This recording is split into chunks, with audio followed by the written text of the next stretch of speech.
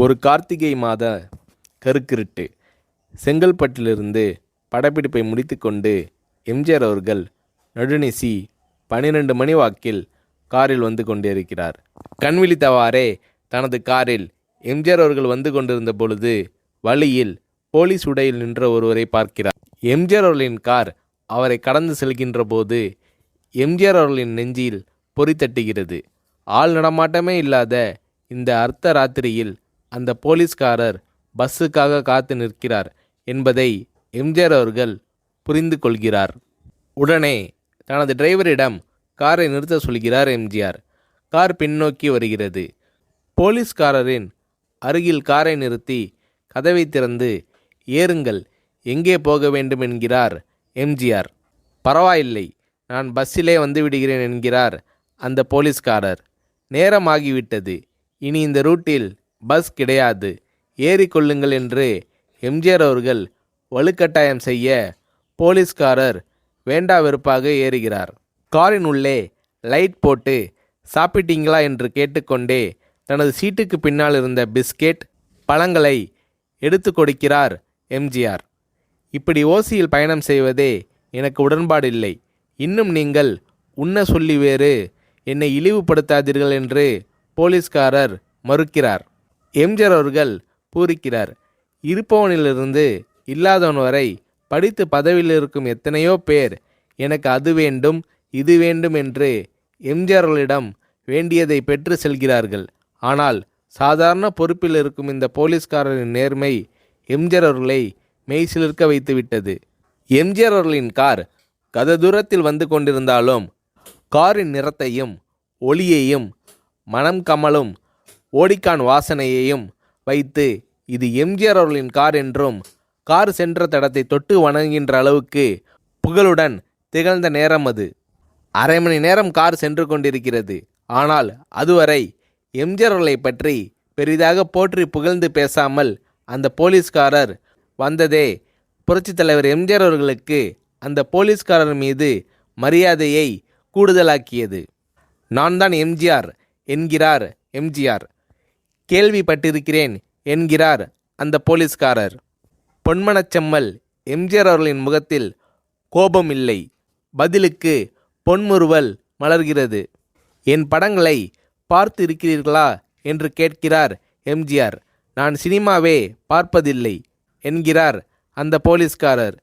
புரட்சித் தலைவர் எம்ஜிஆர் அவர்கள் இன்னும் பிரமிக்கிறார்.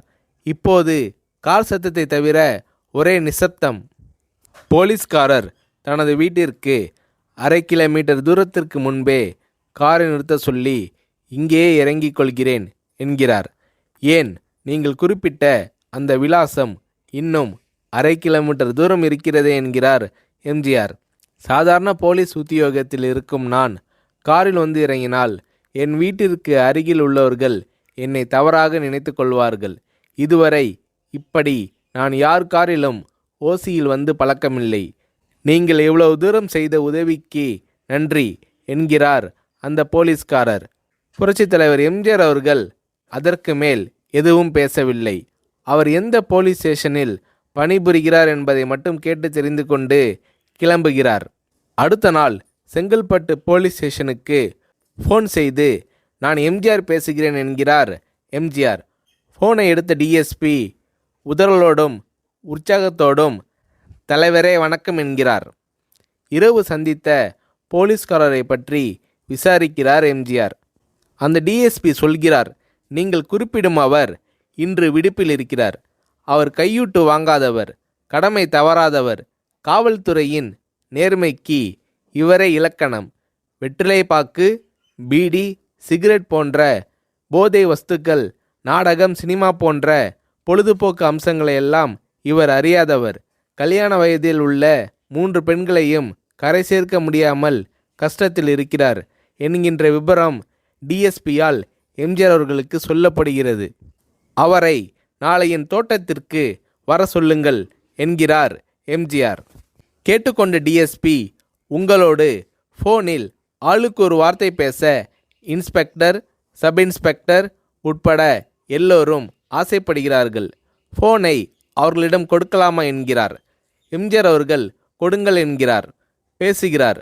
அந்த போலீஸ் ஸ்டேஷனே புண்ணியம் பெற்றதாக மகிழ்ச்சி அடைகிறார்கள் அந்த போலீஸ்காரர்கள்.